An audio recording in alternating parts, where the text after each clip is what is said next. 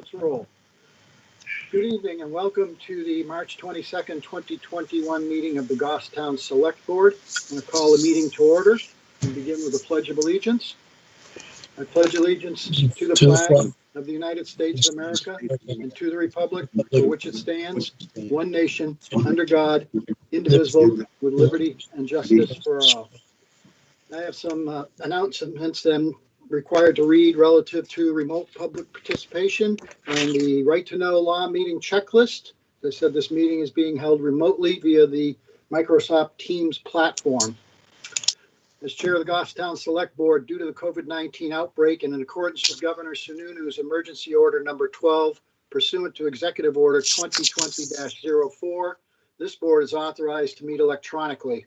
Please note that there is no physical location to observe and listen contemporaneously to the meeting, which was authorized pursuant to the governor's emergency order. However, in accordance with the emergency order, this is to confirm that we are doing several things. A, providing public access to the meeting by telephone with additional access possibilities by video or other electronic means. As I mentioned, the town is utilizing the Microsoft Teams platform for this electronic meeting. The public has access to contemporaneously listen and, if necessary, participate in this meeting through dialing the following telephone number, 603-766-5646, and using the participant code 785-645, followed by the pound sign. Item B, providing public notice of the necessary information for accessing the meeting. The town previously gave notice to the public of how to access the meeting using the available telephone number with the posted agenda. Item C, providing a mechanism for the public to alert the public body during the meeting if there are problems with access. If anyone has a problem with telephone access, please call 603-384-3624 for assistance.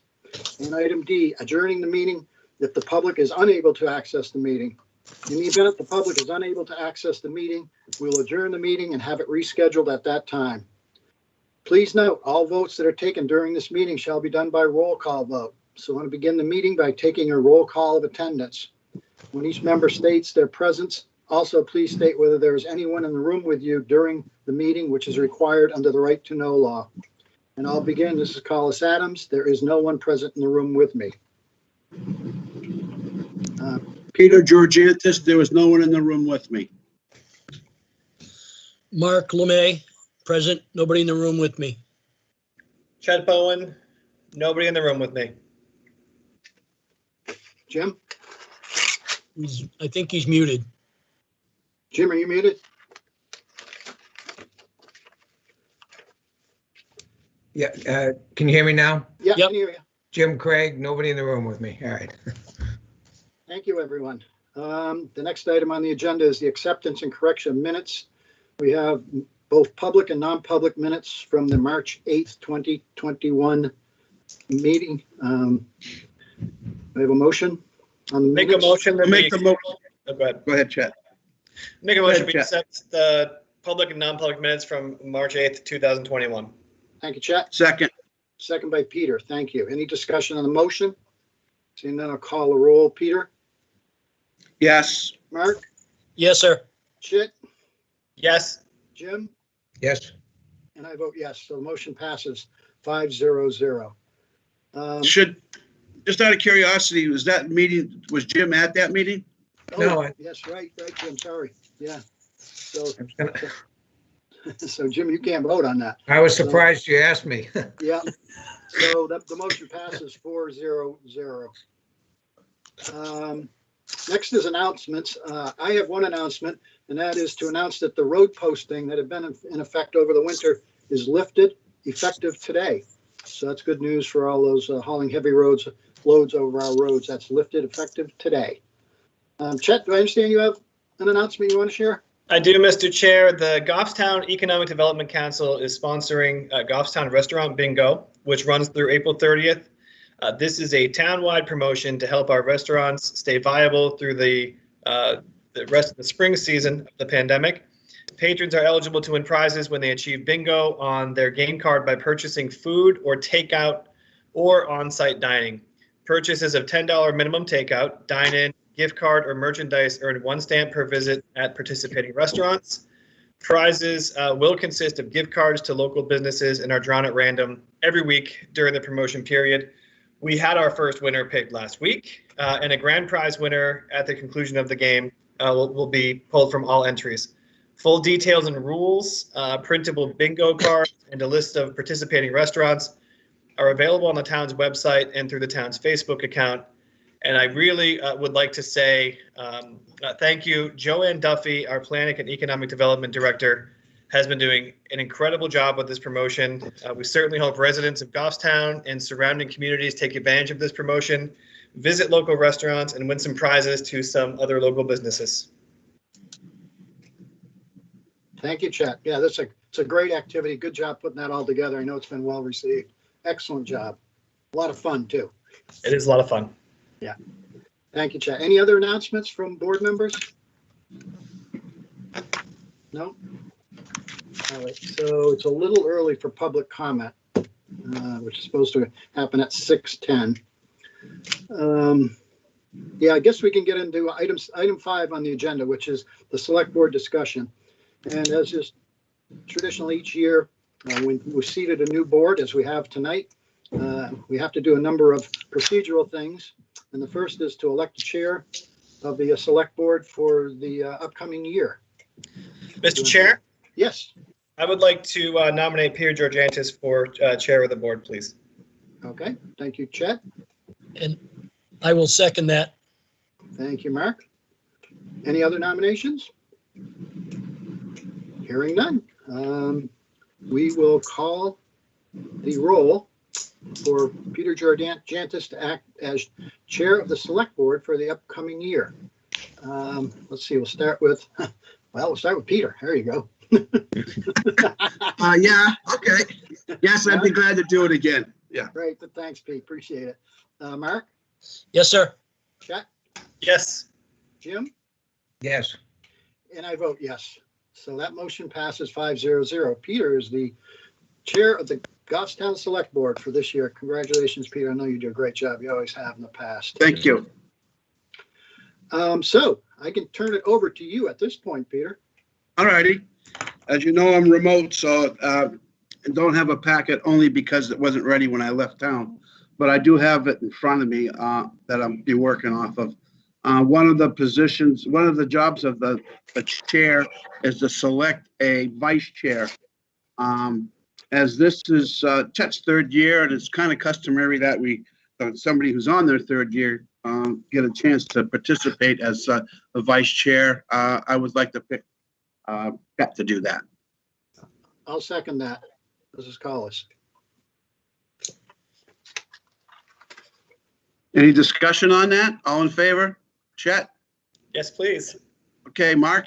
Yes, sir. Jim? Yes. And Collis? Yes. Okay. At this time, we'll ask for public comment. It is 6:10. Chairman Is there anybody Georgiannis. out there? Yeah. No, Chairman Georgiannis, there's nobody on the telephone line. All right, thank you. Next up is the request for committee assignments. At this time, for the next 2 weeks, I would like to stay with what everybody has. And Jim, I would like you to cover the library, if that's okay with you. So I would be on the library. Is that what, I'm sorry? Yes, for now. And then what we normally do, Jim, is you submit, all the members submit what boards they may like to be on. Yep. And you may be on like the library, but you may be the backup for planning or just, like that. So you need to get me a list of first and second choice. And I believe you'll find the list of available committees in your packet. I get it. Yeah, thanks. Everybody all set with that? Yeah, Yep. Peter, can I make a comment, Peter? Sure, go right ahead. Peter, I know you've been serving on the planning board in the past. I know that's a pretty big time commitment. And I know the chair of the board is a big time commitment as well. So if you'd like to pass that off and have somebody else take over for a while, I'd be happy to step in and serve as the selectman's rep on the planning board, but I'll leave that up to you. Okay, well, let me ask you a question, Collis. Would you be able to and would you step down from, you're also on the Conservation and Parks and Rec. So what would you stay on conservation? Yeah, that's a pretty light lift. Okay, so I'll do Parks and Rec. How's that? Okay, I'll take the Parks and Rec and you can go do planning board. all righty. Sounds like a deal. That worked good. All right. Next up on the agenda is the Highway Safety Committee request for a dead end sign on John King Drive. All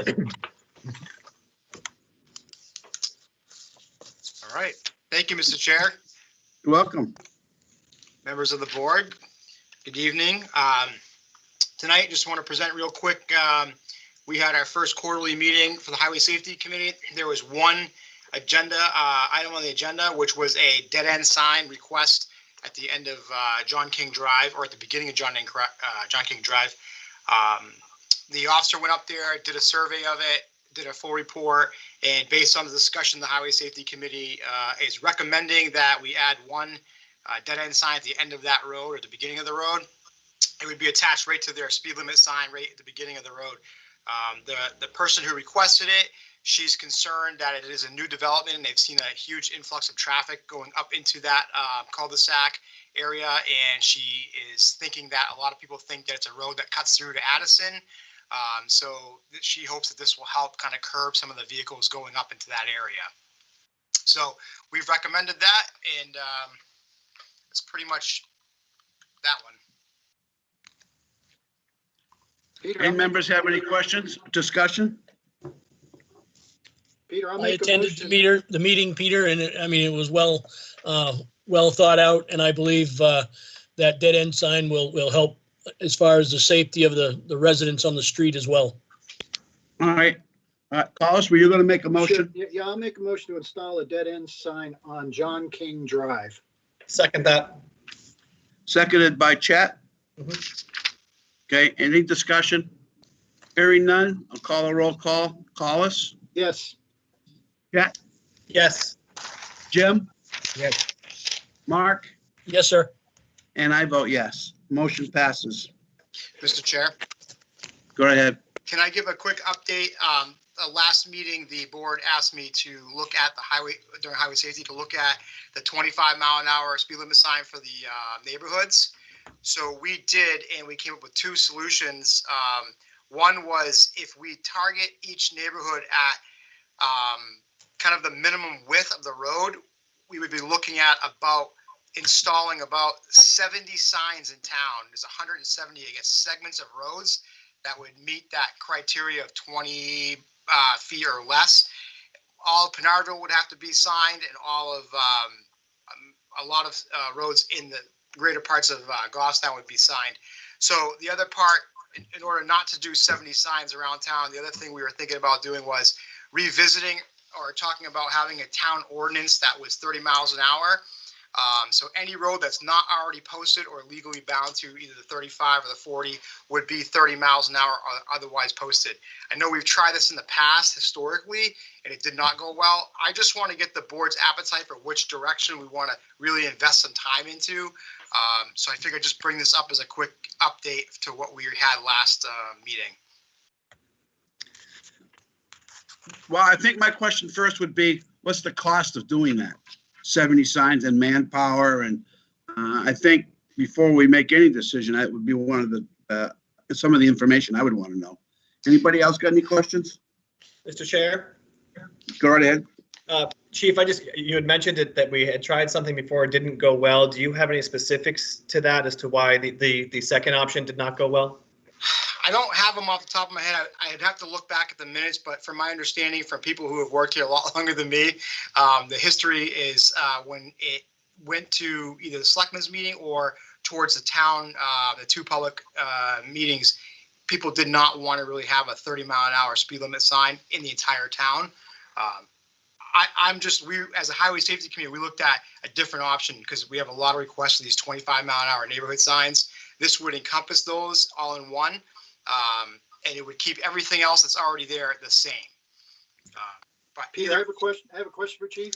Go right ahead, Carlos. Chief, what would the impact on the department be? Would this make it easier for the department if it were 30 miles an hour unless otherwise posted? It seems like it would.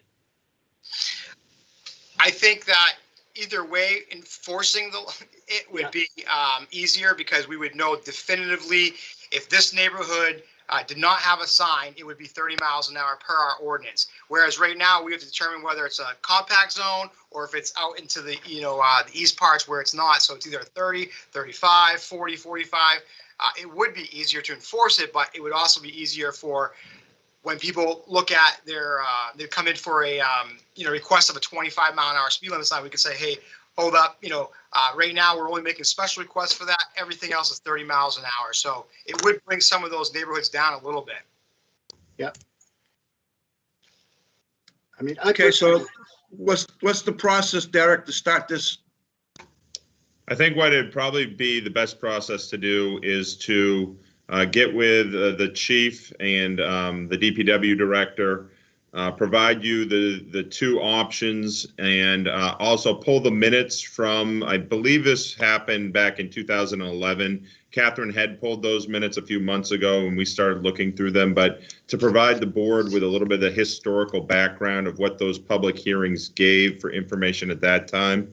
And we can put this on your next meeting agenda, and then we can further discuss and you can make a decision on which direction. It also gives us an opportunity to cost out the cost of purchasing and installing those 70 signs. So you have all that information. So we can put that on the agenda for the next meeting.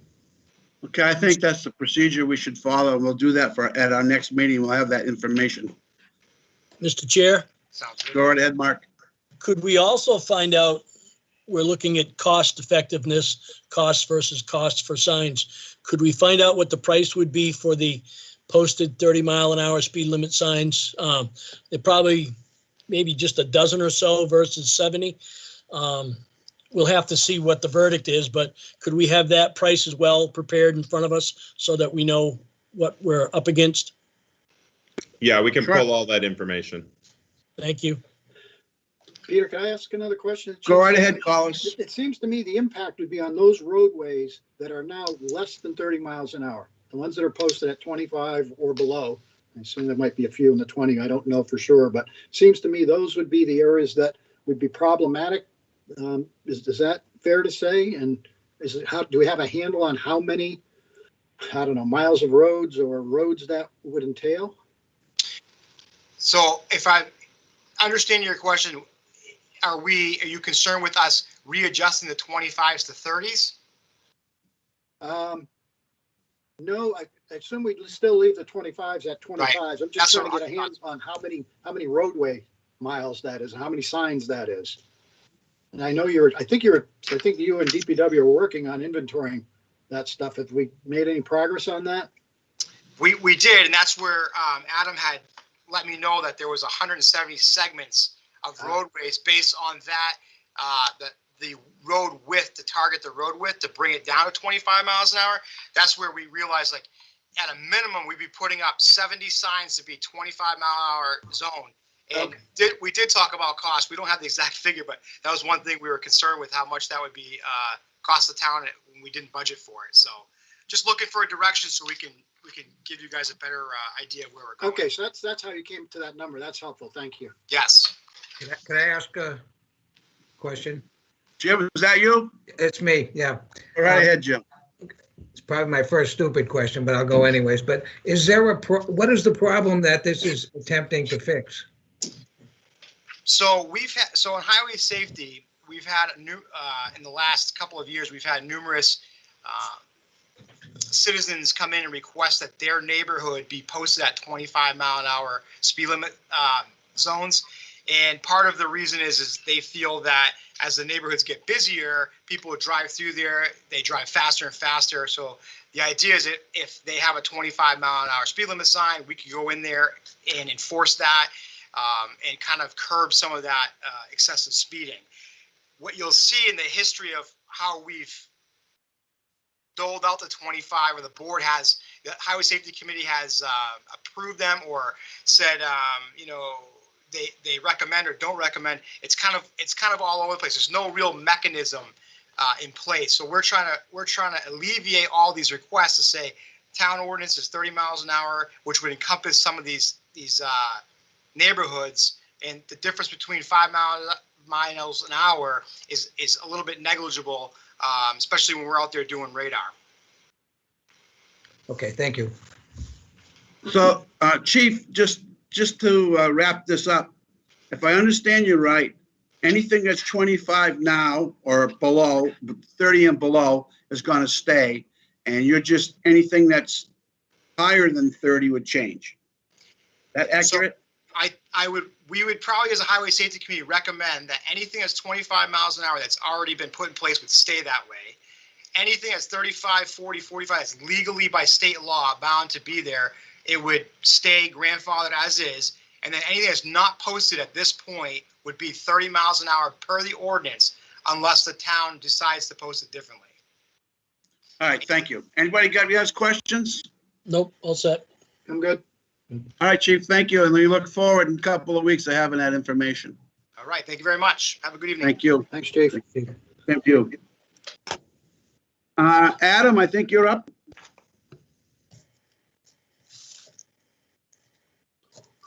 All right. Hi, folks. Hey, Adam. Good evening. Okay. First of all, congratulations to Selectman LeMay and Selectman Craig on your elections. Thank And you. Thanks. hopefully the committee assignments are helpful. Okay. So first thing I've got in your packets tonight is our proposal for the 2021 road plan. Now that the budget's passed, and the budget lines have been set elsewhere, our road plan could be finalized by the board. So if you look at, I think it's page 8 on your packet, I've got a cover memo with some description just to kind of compare the 2020 versus 2021 road plan. In 2020, we were able to accomplish about 8% of the overall road network, which is pretty darn good, I think. You get into that 12 to 13 year turnaround on average. Some of the neighborhood streets you'll see a little less often. Some of the main roads you'll see more often. 2021, as proposed on page 9, represents about 10% of the total road network. But there is a little bit of double counting there because we base code our reclaimed streets in year 1, and then we overlay them in year 2. So a few of those streets show up on both 2020 and 2021 lists. But either way, we're still in that same 8 to 10% range. I propose anyway, we want to continue the town as general contractor method. In the past, we've put a few segments of road out for rebuild, out to bid through the RFP process. And while the contractors generally do good work, it becomes pretty cost prohibitive to get too much done. So the more we contract, the less we can actually accomplish. And it's pretty significant, certainly with the in-house staff and the capabilities that we have. I think it makes sense to do as much as we possibly can in the summer months as an in-house construction crew. And then we, of course, subcontract the actual asphalt paving with Continental Paving. And then any of the additional stuff such as curbing, we have contractors for curbing as well. So page 9, I've got the tentative list that I'd like to propose. And this includes all the line items that were in the budget. And there was $500,000 in 2020, which was a special article, and that was added to the default and operating budget for 2021 based on the way that article was written when it was approved by the voters. So that was included in the budget this year. And as you know, we had no additional special articles for road plans, so we've leveled off from 2020. And right now, in the CIP, I proposed a leveling of that road plan at the current level of 2.2 million.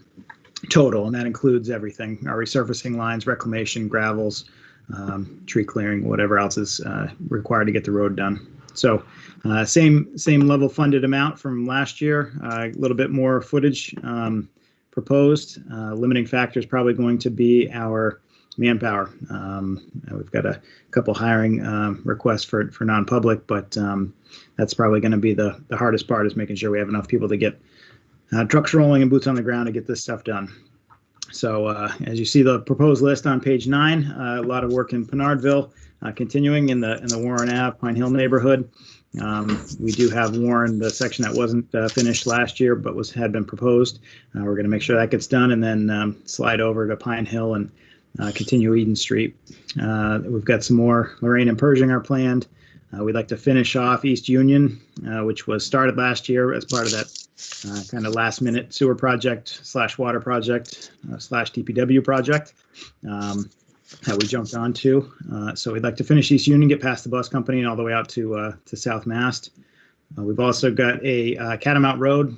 Previously, Catamount had a rebuild of the intersection on CIP for a study in year 1, and then year 3 was a construction there. Looking at it again with some fresh set of eyes and kind of a little bit of a different thought process on how to make that intersection improved and make the drainage work. We pulled that back in-house, and we took that right out of CIP altogether. So I think we can make that happen this year as well. And then a couple that we've started already in earnest because they were so bad, Hollyhock and Big Jane's Lane. Shorter sections, but they were in really rough shape. And then Upton and Glenwood, I know 2 years ago there was a citizens group that had come to the board, and this had been, it was near the top anyway, but brought right up to the top. So that neighborhood will get done this year as well. Then the next section down, I don't want to skip over the Wallace Roundabout. I haven't pegged a number to that yet, but the short-term fixes from the consultant as proposed, there's mainly curb and cobble work. We did install the new streetlights with Eversource, but there's some curbing and cobble changes down there to hopefully improve the turning radius for the larger trucks. So once we get in a little bit closer in with a curbing contractor, we can have them come out and meet up with us, and we can get a number there. But we do have a rough idea of how much work it's going to be for the short-term fixes, and then I guess for board discussion about the long-term issues over there. Then the next section down is our top coats from last year's work and some of our main road overlays that we try to shoot for about a 10-year return period for those. So we've got a few main roads on there, as you'll see. And then the very bottom is sort of the stuff that we really wish we could rebuild, but usually it just doesn't, we run out of time. So we've got some what we call Band-Aid shims or a shim and an overlay coat to help some of those streets that are really rough, make it a little bit longer. Another 3 to 5 years is the goal usually on those. Just a little bit of asphalt, no other work, just to get a smooth driving surface that the plow doesn't deposit in somebody's front yard every time it snows. So without further ado, that's my proposed list for 2021, and certainly open for any questions anybody might have. Anybody got any questions? Just a comment, Peter. I'm certainly glad to see Upton and Glenwood on the list. Boy, those things are hurting big time. So There's nothing left. There's nothing left. The reclaim's already done.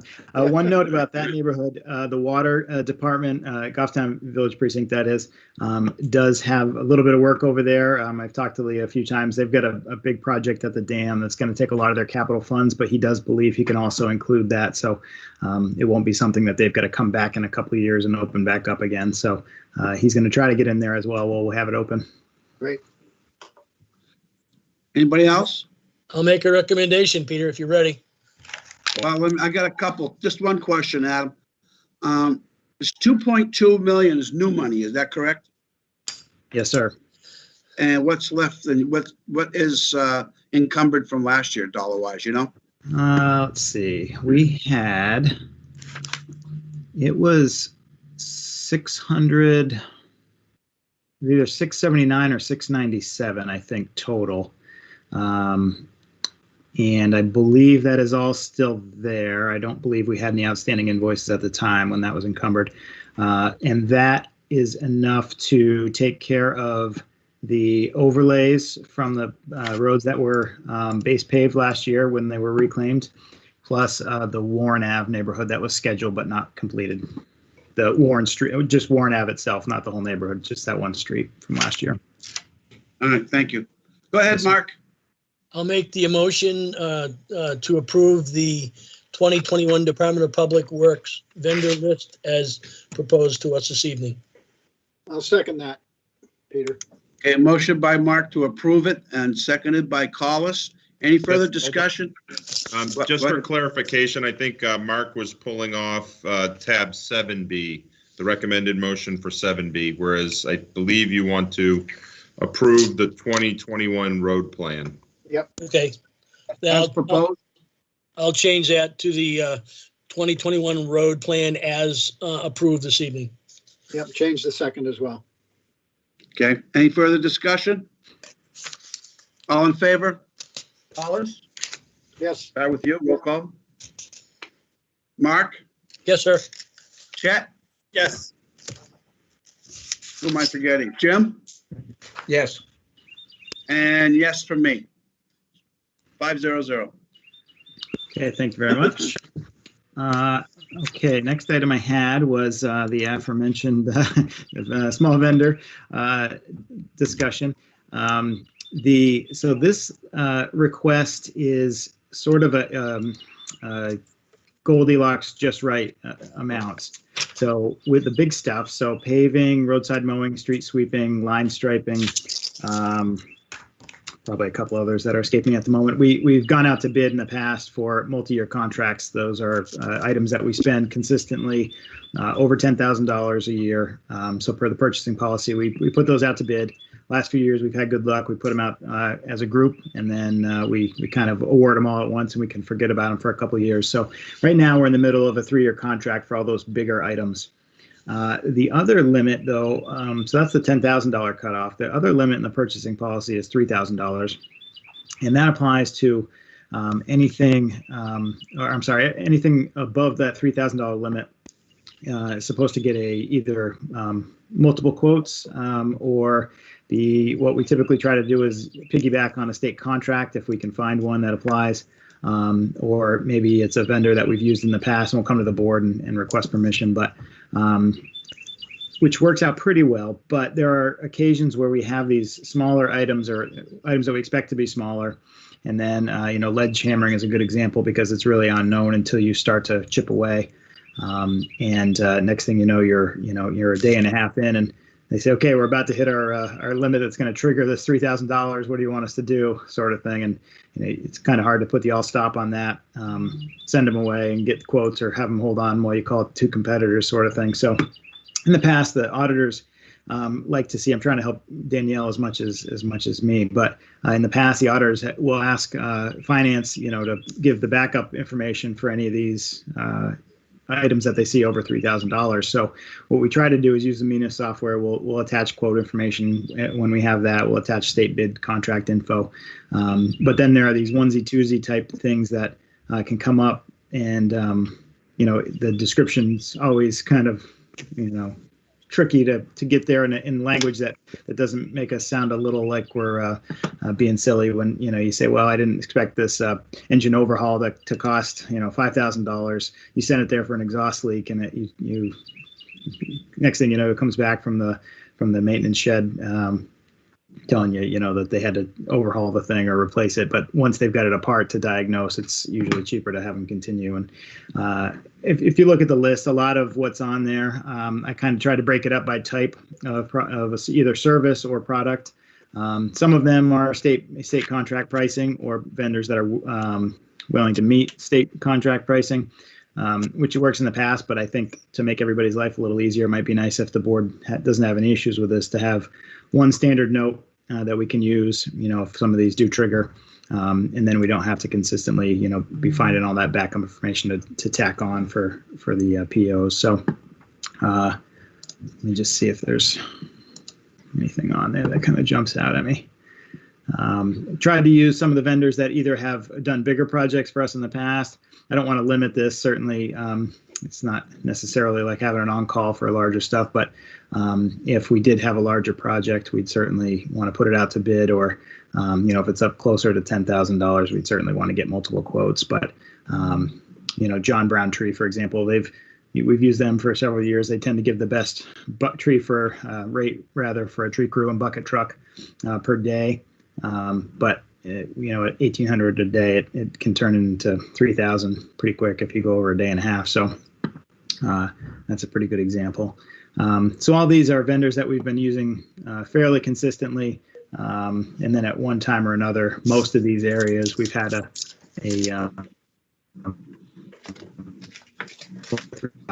lot of these invoices just come in. You'll see them weekly when you do invoice approvals, and they're all significantly less than that $3,000 limit. But it would certainly simplify our activities if we could get the board to give us a blessing early on and then not have to do it every single time we're kind of in a pinch with a hired truck, for example.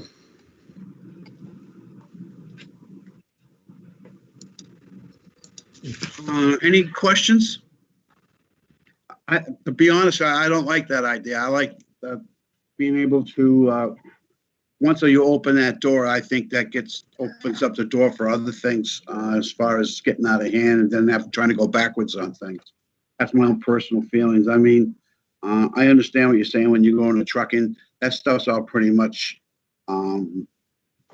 they all pretty much run about the same price on that kind of stuff. But you could stonemasonry and traffic control stuff. I mean, that can turn into a nightmare if you're trying to do an intersection and you just use the same person all the time.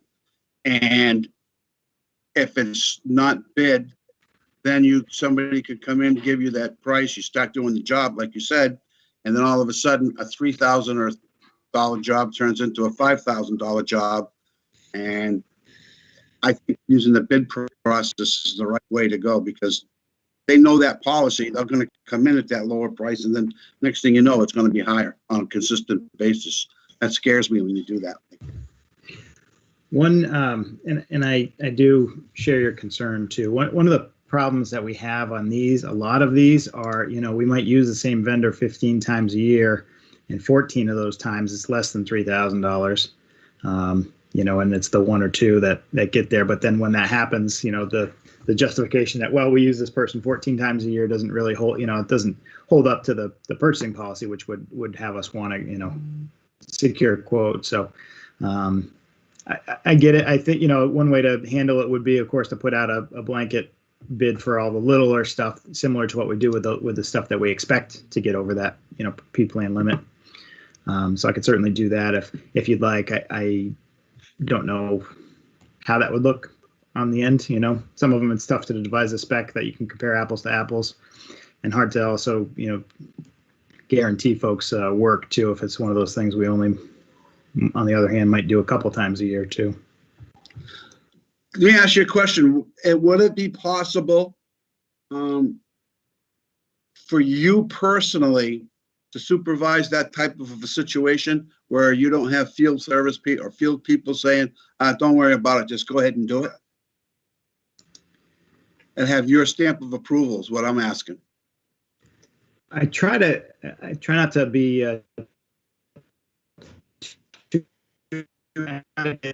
anytime, the guys are getting pretty trained now. If I'm telling them I need, hey, we need the backup info from, this is coming up, or at least to discuss ahead of time if we're going to send a truck in, for example, to get a repair done, what our options are going to be if it turns into, triggering that amount. So I'm pretty involved in anything that's at this size anyway. A couple of the things like, I tried to throw everything I could on here. So some of these we might look back and we've never even gone over 3,000 for any one item. But let's see.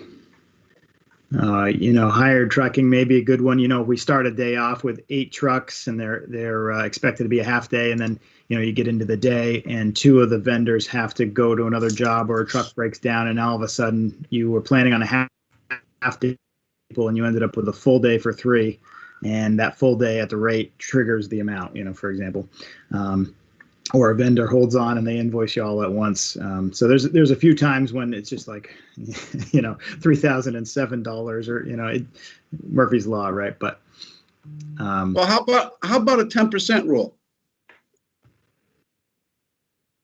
Would that work? 10% rule. We have a $3,000 limit. You have a 10% rule, or somebody's bid something for a certain amount of money and it's 10% rule. I mean, if you can't go over 10%, I mean, there are bids and contracts that I bid on it the same way. And a lot of it has to do with, especially with trucking. A few years ago when fuel was going crazy, they had a rule, they had the 10% rule, that you couldn't go over your hourly rate by 10%. And they had to justify the 10%. But going back to my first question is, if we were to say yes to this, could we be assured that you personally would be making these decisions? You know, I can't say every 100% of the time, but for sure that would be the goal. Would be if we would act as if the purchasing policy is still governing every single one of these. It would simplify the back end when it gets to Danielle and I trying to make sure we get the info we need on the PO. For those that slide over. So I'm in, if I can, Peter, I'm in favor of Go ahead. letting Adam take the lead on these. So that he's got the flexibility that he can do what he needs to do to be able to shift works around and best utilize manpower, equipment, whatever he needs to do. Understanding that Adam's overseeing this on a day-to-day basis anyways, I would expect. And if he sees anything that's amiss, he could certainly jump in. But what I'm saying is, Collis, I agree with you. We can trust that. What I'm saying is, if he's got field people making the decisions, it's too late. I think what the field people need to touch base with Adam and say, hey, Adam, I'm going to go over on this. You all set with that? And Adam can make a decision. Yeah, I would hope that would happen anyways. Peter? What? Doesn't that happen already, Adam? I mean, I know Mike is pretty trustworthy, and if the bids are going to go over or the work's going to go over, you're notified even before the project is finished, correct? That's right. We're pretty in tune early on. The ones that tend to get us most, I tried to throw everything on here that it wasn't a straight defined, the state contract number is X for this, this service or for this item, or something that we've bid in the past, and all this kind of stuff. The one that really jumps out is getting us, after the fact, creating a PO usually is maintenance on trucks. And I think my goal really would be to have the board's blessing to say, okay, if we're working on a CAT, we want to go to Southworth CAT. If we're working on, Liberty, we want to take it to Liberty International, et cetera, even though there's nothing in the purchasing policy that says we're going to take vendor-specific material to that vendor. CN Wood for the trash trucks, for example, would be a good one too. So that piece at a minimum, I think, would be the one that would probably come up the most. The others, we're not triggering all that often. I just try to get everything I can think of on here that,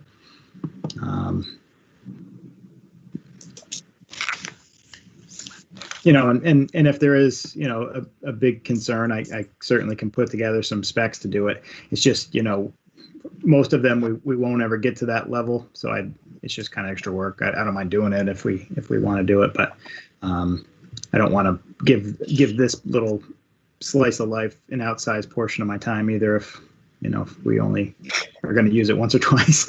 Yeah. Anybody got any questions? I don't disagree with what you're doing. I understand that. I just want to make sure that that you're involved in those decisions. It's just not a field decision. Go ahead and spend the extra $1,000 without talking to Adam is a concern of mine. Right. Yeah, I think we'd. Anybody else? So I want to make a motion. I'll make a motion to recommend the approval of the 2021 Department of Public Works vendor list as provided this evening to us. Do I have a second? I'll second. Seconded by, motion by Mark, seconded by Collis. Any further discussion? Hearing none, all in favor, Collis? Yes. Mark? Yes, sir. Chet? Yes. Jim? Yes. And me, I'm an affirmative also. So it's 5-0-0. Thank you, folks. Anything else, Adam? If I could swing one more thing in here that didn't make the packet, but I didn't know if I could get a couple weeks head start. We've got to a 10-wheeler truck in the CIP for 2021. Zeb's got the specs done, but I didn't get them reviewed in time to get them in the packet on Friday. No real significant changes from previous year bid specs. I was wondering if I could get permission to advertise for bids on the 10-wheeler, and then when they come in, we can discuss further if there's any deviations or anything like that. The only major change to the spec in the past, We've had good luck with a couple of engines, Cummins and Detroit. So we'd like to limit it to those two. A couple of the manufacturers offer a couple different engines, and if we put those two or a suitable substitution language in the bid spec, we should be able to cast a pretty broad net. But outside those two, we're having a lot of maintenance issues in the long run. So we'd like to start to trim down our fleet types a little bit based on engines anyway. Derek, do you have any problems with this? No, I know that Adam had been working on that, and I think we typically bring RFPs to the board in case there's any changes, but since this is such a technical vehicle item, I don't think there's any issue with that. All right. So do I have a motion? I'll make a motion. We allow the RFP for the 6-wheel dump truck to go out early as 10-wheel. 10-wheel. I'm sorry, 10-wheel. I missed that. Sorry. The 10-wheel dump truck to go out for bid. I'll second that. Okay, motion by Mark, seconded by Chet. Any discussion? Hearing none. All in favor, call us. Yes. Mark? Yes, sir. Yes. Jim? Yes. And I vote yes. Motion passes 5-0. Okay, thanks, folks. That's all I had. I have one item for Adam, if I could, Peter. Oh, sure. Go right ahead. Peter, Adam, I noticed you're setting grade down there where the brush pile used to be. Can you talk about what's going on and how that's going to play into the operations down at the transfer station? Sure. So we, now that we've been, and I had a little note on the vendor list too, and I forgot to mention it. We've been burning brush with some pretty good regularity and good luck so far this year. So with the fire department's and Mother Nature's blessing, we're going to try to continue that practice. It's saved us quite a bit on brush grinding. One of the things, though, that we found as we got down to sort of to the bottom of the brush grinding area is a lot of, that's where all the rock, if a log comes intertwined with some junk, everything kind of makes its way to the bottom, and then that bottom of the pile, we can't really do anything with it. It's too nasty for the brush grinding folks to grind. It's too contaminated to quickly, anyway, screen and send through the rock crusher when he comes. So we've ended up, trying to find some burial spots on the outskirts of the lot, and then try to take some. There's a couple of places that'll take, kind of that slag material. So anyway, but it's sort of as a result of that area where the brush goes getting so mucky and nasty that as folks come in and drive in and then the weather gets at it, it's just not easy for the backhoe or the loader to grab and transport. So while we had everything nice and low and the weather was cooperating here early spring, but not quite ready to get into the roads just yet, we wanted to address some of the sub-base issues over there. There's some pretty good drainage that comes through and keeps it fairly wet. So we're trying to direct that water to the back and to the left side if you're looking at where the brush goes. And we're going to use some of our old millings that we had from some of the previous grinding prior to overlays. So the old milled asphalt, if you get it down and then the heat of the summer works its way in, it can tighten up pretty good. So our hope is we can kind of have a nice, cleaner, less contaminated brush and yard waste area when we're all said and done. And we've got some good operator training going on there too. So that's always a good thing. That's impressive. Thank you. Next up is the town administrator's report. Thank you, Adam. Thank you all. Derek? Yes. So at your packet on 8A through C, you've got your committee meeting schedule. Wednesday night at 6:30 p.m. The HDC will be meeting remote.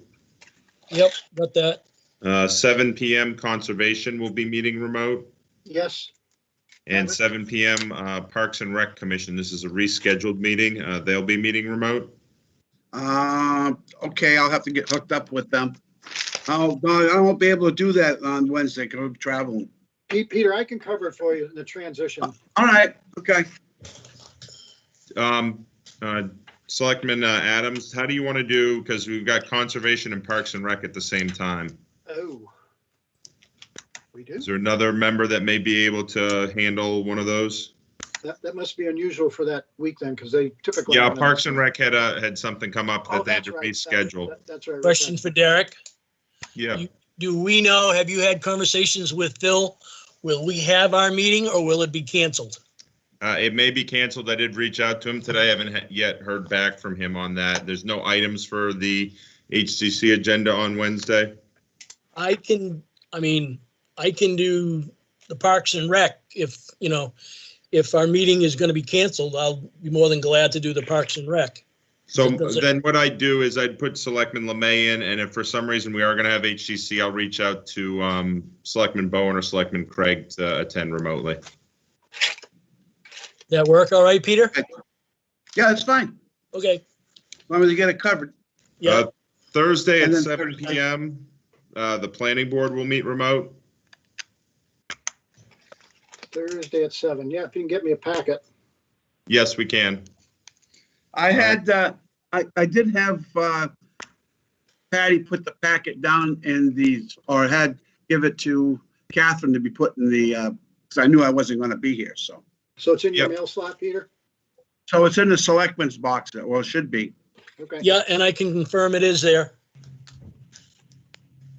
Next week, there are no meetings. It's a 5th week of the month. And then the following, on the week of April 5th, on Wednesday at 6 PM, EDC will meet. I'm there. And Thursday at 7 PM, planning board will meet. Wait a minute, I'm trying to find the calendar. What date is that? Because I'm going to It be. is, that's April 8th, Thursday, April 8th. Okay, I'm going to be out of state April 7th through April 11th. I'll cover that meeting. Okay, thank you. And just a reminder for select board members, your regular meetings are the 2nd and 4th Monday. So right now you are not scheduled to meet again until April 12th. Now, your next page, you have your consent agenda. You have employee status reports for DPW laborer discharge, a firefighter retirement. You have the annual facility report for the solid waste facilities for the year 2020 that needs a signature of the chair.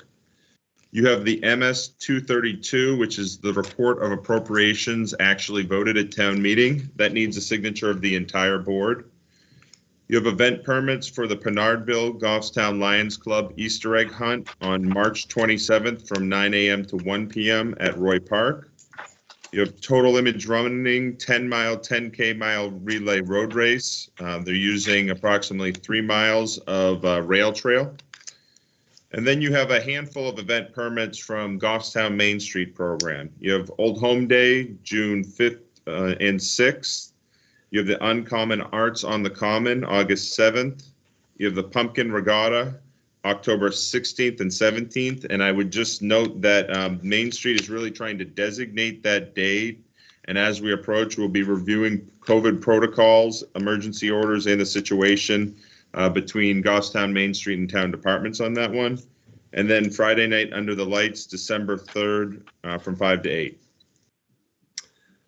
I'll make a motion. We accept the consent agenda as presented. I'll second it. Motion by Chet, seconded by Jim. Any discussion? Questions? Hearing none. Call for the roll. Collis? Yes, Mark? Yes, sir. Yes. Jim? Yes. And myself approve, 500. Thank you. Your next page, you have your assessor recommendations. Your assessor recommends a tax deferral, elderly or disabled for 2020. This is for map 43, lot 7. Motion to approve the assessor's recommendation as presented this evening on the tax deferral for the elderly or disabled. second. Who seconded that? Collis? Collis. Okay. Motion by Mark, seconded by Collis. Any discussion, questions? Hearing none, I'll call the roll. Collis? Yes, Mark? Yes, sir. Chet? Yes. Jim? Yes. Motion passes 500. Your next page, this is tab 8D. You have a memo from the finance director. This is for the 2 deposits into capital reserve funds These were approved by the voters at town meeting. $250,000 to the fire department apparatus capital reserve fund, and then $100,000 to the Grasmere Town Hall capital reserve fund. Need a motion on that? If you could do it as Mark, two separate somebody? motions, Two please. separate ones? I'll Okay. make the motion to approve the deposit of $250,000 to the fire department apparatus capital reserve fund and direct the treasurer to pay said funds from the unassigned fund balance as voted on, and a motion for the select board chair to sign the deposit voucher. Second. Any questions? This was voted on at the town meeting, so it's really something we're directed to do. So hearing none, I'll call the roll. Collis? Yes. Mark? Yes, sir. Chet? Yes. Jim? Yes. Myself, yes, so it's 500. And then I need a motion on the second part. Peter, I'll make a motion to approve the deposit of $100,000 to the Grasmere Town Hall Capital Reserve Fund and direct the treasurer to pay said funds from the unassigned fund balance as voted, and motion for the select board chair to sign the deposit voucher. Second. Seconded by Collis, made the motion, and seconded by Jim. Any discussion? Hearing none, I'll call the roll. Collis? Yes. Mark? Yes, sir. Chet? Yes. Jim? Yes. And myself, yes, so motion passes 500. Thank you. At tab 8E, Echo, you have the state is currently running their vaccination sites, and they are having agreements with area first responder organizations, fire departments, as well as those that run ambulance services. There have been employees of the Goffstown Fire Department that have would like to help out with that process.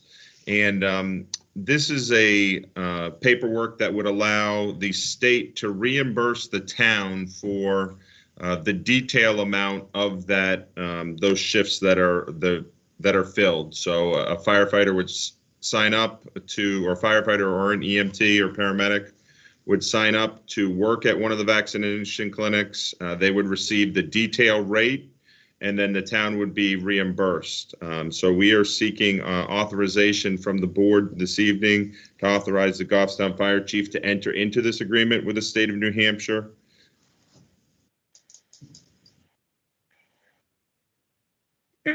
Any questions? I have one, Derek. The detail rate is, are these people going, these firefighters or EMTs going to be on our payroll while they're doing this? Yes, so we were going to be paying, we will pay them weekly as if they worked the detail for the high school or St. Anselm College. So they will be paid as part of their weekly paycheck. And then at the end of each month, finance will need to total that amount up, bring it to the select board, and we will seek reimbursement on a monthly basis from the state of New Hampshire. And the state of New Hampshire will pay, reimburse the town. So does that include benefit cost? Yes, it does. And Okay. that is right now, and Danielle, you can correct me if I'm wrong, but currently the detail rate that one of these personnel would make is $32 an hour, but the rate that we charge people that pay it is $50 per hour. So that covers all the necessary benefits and as well as the administration time to add it into payroll and everything. All right, thank you. Anybody have any questions? Okay, can I get a motion? I'll make a motion to authorize the Goffstown Fire Chief to enter into an agreement with the state of New Hampshire to provide COVID-19 vaccination aid, and authorize the select board chair to sign the state of New Hampshire's certificate of authority, allowing the fire chief to sign the COVID-19 vaccine aid agreement. Second. Motion by Mark, seconded by Chet. Any further discussion? I'll call the roll. Collis? Yes. Mark? Yes, sir. Yes. Jim? Yes. And myself as a yes, so it's 5-0-0, motion passes. Thank you. And the last item in the town administrator's report is 8F. You have a RFQ for the design and install of townwide CCTV surveillance system. This was part of the approved operating budget in CIP. We budgeted $150,000 for this project. We're just seeking your authorization to release this RFQ so we can begin this process. Discussion, questions? No, We Pete, got I'll a make a motion? motion if you're ready. I'm ready, go for it. A motion to authorize the release of the design and install townwide CCTV surveillance system, request for qualifications. Second. Okay, motion by Collis, seconded by Chet. Any discussion? Hearing none. All in, Collis, Yes, Mark, Yes, sir. Chet, Yes. Jim? Yes. Myself is a yes. The motion passes 5-0-0.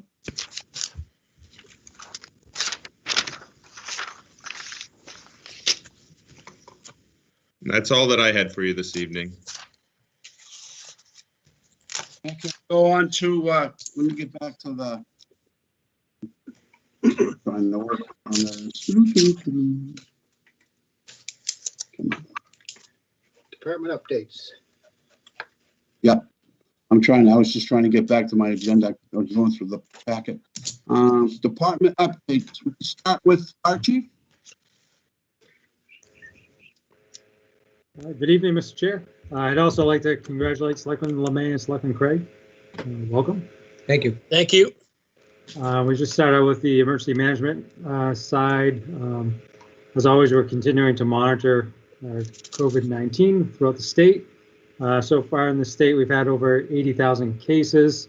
In town, we're active cases are at 56. That is up from our last meeting, which was at 41. And that's primarily tied to St. A's, has had quite an increase here recently. Last week, the fire department participated in a vaccine clinic for the SAU, where we helped vaccinate nearly 500 SAU employees. So that was a really great event that transpired last week.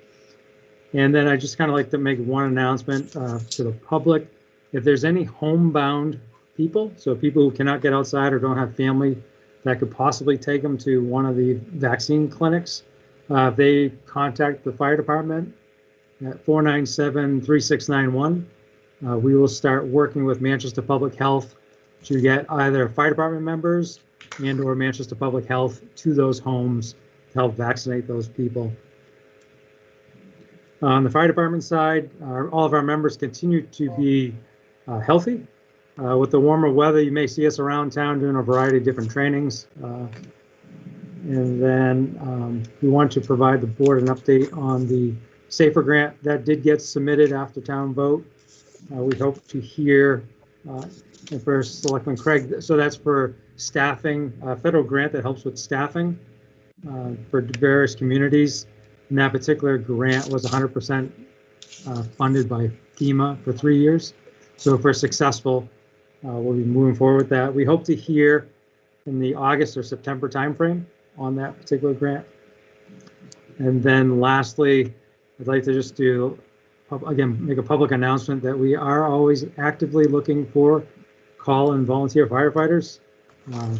We do have a posting on our Facebook page, as well as the application, and more detailed information is always posted on the town's website. That's all I have, Mr. Chair. Anybody got any questions for the chief? I would just like to make a reminder that we had spring forward. That usually means that it's time to change the batteries in your smoke alarm. That be accurate? That is accurate. Yeah, we did put out a little PSA on that last week there. Anybody got anything else? No, we'll go to Chief Sereno. Thank you, Chief. Thank you. Thank you, Mr. Chair.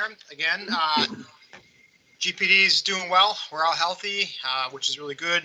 The last few people are getting their vaccines. CMC was gracious enough to give us a spot over there. We had a few members who were pushed out until April to get their vaccines, so CMC was able to get us in there, so that was really good. Overall, we're doing well. We're just looking forward to moving forward with a couple of our projects here. The women's locker room, we're going to get some quotes here moving forward to get that going, and just looking forward to the budget passing and kind of moving forward with our other projects and getting the cruisers done. Other than that, we're doing well, ready for the summer and get out on the bikes, the mountain bikes, and start seeing more people out and about. Thank you. Anybody got any questions for the chief? Seeing none. Thank you, sir. All right, thank you. Yep. Adam, DPW. All right. Okay, I sucked up a lot of oxygen earlier, so I'll keep it brief if I can. In no particular order, we've got our 6-wheel dump truck and our 1-ton dump truck that were ordered last spring as part of the 2020 CIP. Those are at the body upfitters, which I think I told you previously, but they're actually being installed right now. So hopefully we'll see those trucks just in time for the last snowfall of the year that's behind us, let's hope. But to give you a sense of how long it's taken once you order a truck to when that actually gets placed into service, we're still talking about a year plus. The fuel building and the used oil project is finally complete. They were able, when the tanks were drained, they send the non-destructive tester in there with his welding inspection gear, and he found very little of the tank walls have deteriorated over the last 20 years. So that's good news. We were hopeful, kind of fingers crossed, once he was able to get in there. If he downs the tanks for some reason, we would have been scrambling to decide what we were going to do long term. So it all worked out well. We had the WEX cards and the DOT fuel station that we kind of split up between the departments, kind of who was going to go where, and I think those all worked pretty well. The roof was another unknown. If we start to pick that roof off, it's a precast concrete slab. So when the crane lifted it, there was a little bit of holding our breath to make sure that it could sustain the lift again, but it did, got it off and back on without incident. So that's the good news. Project's done. The bad news is now that we've done the midlife inspection. Now, when you have a gas tank, it's due every 5 years. So we get to do at least part of this project again in 5 years. The price tag won't be quite as much because if you recall, there was a lot of work that was done with DES ahead of time before the scope was fully fleshed out to make sure they were going to be happy. And there have been a lot of changes on their end over the 20-year, period since it had been installed. So we don't anticipate so many of those extras next time. It really should just be the crane and the actual inspector to come in. But we've got 4 years to think about that, and maybe we'll invite DES again ahead of time. Probably a good idea to get the stuff they'd like to see early rather than late. The Signal project, the old Shaw's Plaza, the Fun City Trampoline Park Plaza, and Daniel Plummer signals. All the heads have been upgraded and the pedestrian push buttons have been upgraded to the current standard. So if you've been down there on foot, you'll hear them chirping at you a little bit to let you know they're there for ADA purposes if you have a visually impaired person. And also some of the arms now stick out further towards the sidewalk. So if you're in a wheelchair, you can actually reach the buttons rather than trying to get across a snowbank or the grass to get there. So hopefully we don't pull those right off with the snow plows next winter. But they're all brand new now, new backplates on all the heads as well. Some new cabinet hardware that nobody would see unless they were inside. The only thing left on those, we've got a little bit of programming work to do. I think maybe Selectman Georgianis might have mentioned a couple meetings ago. A little tricky if you're coming out of Daniel Plummer. Usually 9 times out of 10 you'll get a red light almost immediately as you take a left out of Daniel Plummer. So you get a green and then immediate red. So we're gonna see if we can work on that programming and then kind of set us up for future coordination of the whole corridor as we finish the other intersections down Mass Road too. So project went well so far. And then kind of echo the fire chief, we do have full-time positions available at DPW, several. So we've got information on the town website and on our Facebook page. So anybody interested in joining a great group of people doing good work, reach out and let us know. Thank you. Anybody have any questions for DPW director? Hearing none. Thank you, Adam. Derek, who else do we have on? Is Rick Wilhelmi on? Yes, Rick is on. Rick, do you want to update us on what's going on? Sure. Staff-wise, the three of us are doing well. As far as our summer staff, we're now in the beginning process of seeing who will be returning. And as of now, we're probably going to have to replace 4 of the 7 playground staff folks. The other ones have kind of aged out or in the intern process. Lifeguards, it looks like we'll have about 6 of the 10. So we'll have to look for 4 lifeguards there. And as far as the 2 grounds individuals, we'll be fine there for seasonals. As far as we're getting ready now, everybody's getting all excited. I mean, 60-something degrees today, and we're going to have to start getting ready to get out in the parks, get everything cleaned up. We'll probably get the tennis nets up the end of middle of next week, beginning of next week, middle of next week, something like that. So that'll help those folks that are eager to get out there and do that. We'll schedule the completion of the drainage swale over by the Barnard track. Still going to have to hydro seed that and then replace the replace the fencing along that side. So we'll get that scheduled, get that ready to go. Sports complex, I know Eric's been talking with the fence contractor, and they're going to start coming back to finish up the odds and ends there, the front entry gate, some other gates down internally around the field. So that should be completed very soon. Plan is we'll do some more soil samples, doctor up what we have to doctor up, do our fertilizer, do some weed inhibiting, add some seed, and then hopefully by this coming fall 21, we can get the football group and soccer group out on that field. So that's where we're at there. Programmatically, we just finished up a successful middle school basketball program. Oops, sorry, I got the dogs all fired up. Knock on wood, we made it through. We didn't have any COVID situations. Harvey, shh, good girl. We didn't have any COVID issues. And I just want to thank everybody that helped us in that area. We did some live streaming on the YouTube, and that was huge. A lot of people actually got to see their children, grandchildren play. We had some people from Illinois and watching their grandkids play, and they were all excited. So that was a lot of fun. We're ramping up for summer playground. Barnard Park summer playground weeks are basically almost full right now. And then our lacrosse program is beginning as of this week. We got some practice on the tennis court, and we'll probably get them out on the fields maybe the end of this week, early next week. That's all I got. Anybody have any questions for Rick? Yeah, Go ahead. I was just wondering, have you had any luck on the pool at Roy Park as far as the drainage? Still frozen pretty solid. Okay. I know we've had some those- pretty decent weather, but if it's still frozen, fine. Thank you. That water is amazing. When it freezes, it's pretty thick.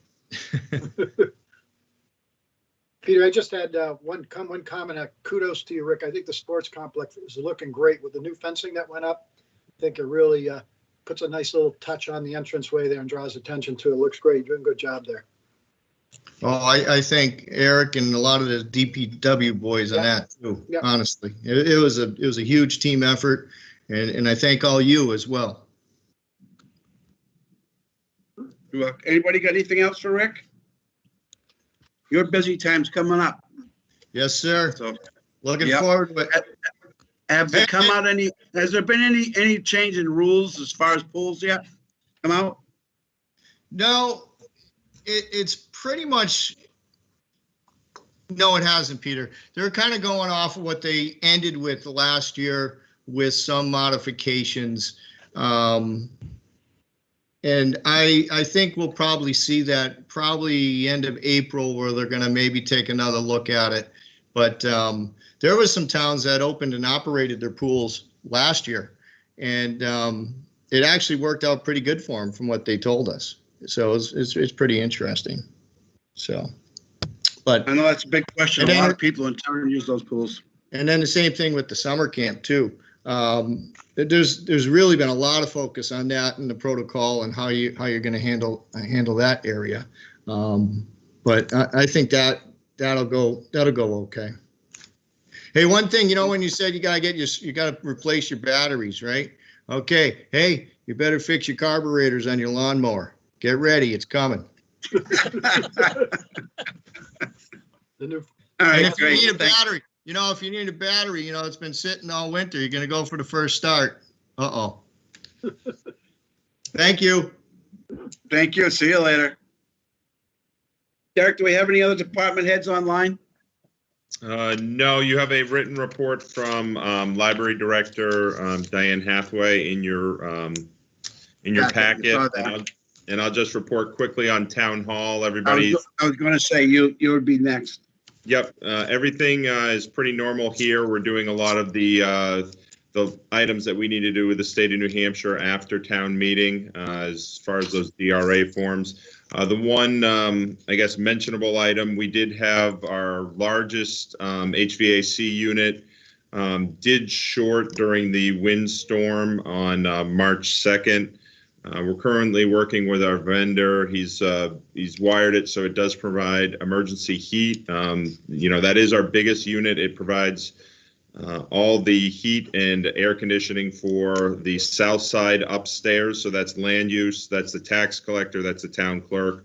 So we do have a temporary solution, and we're working with our vendor on what the repair costs and as well as our insurance provider. It may be, a portion may be covered, or whether we seek to go the full replacement route. So we hopefully we'll have a couple items for you at your next meeting on that. Well, thank you. Anybody got any questions for Derek? Now, Jim, normally, it won't be this week, but normally Diane doesn't usually report from the library. The selectman's rep usually, or Kelly used to do the report from the library. So we can talk about that later, but that's normally what would happen. Okay. All righty. Thank you. Derek, you got anything else? Where are we at here now? You're at item 10A. You did have one other item of new business. That would be the review and adoption of rules of procedure. This is something that's typically done. It may benefit the board for everybody to take the next 3 weeks to go through those, and we can put it back on the agenda on April 12th. Right, that's, go ahead. I'm Colin. just a little confused. I think there's a word that's incorrect. It must be a spell check thing. It said they can be delayed. Is that supposed to be deferred or Delayed. delayed? Okay, Delayed. thank you. All right, so we'll table that for April 12th. Okay. Anything else? Mr. Chair, Yes, sir. I'd like to add to new business, well, it is new business now, but add to the action matrix, discussions about a global solution for the police department, and keeping in mind operational capacity, a lot of the liability in some of the rooms that would need to be upgraded, or, as I said, a global solution. In addition to communications efficiency, I think now would be a good time to get that onto the action matrix and start to really look at a solution that would help out quite a bit. The current department, I took a tour, and I think it's time for us as a select board to take this up very seriously. That's been on my plate for a while. I've championed that cause.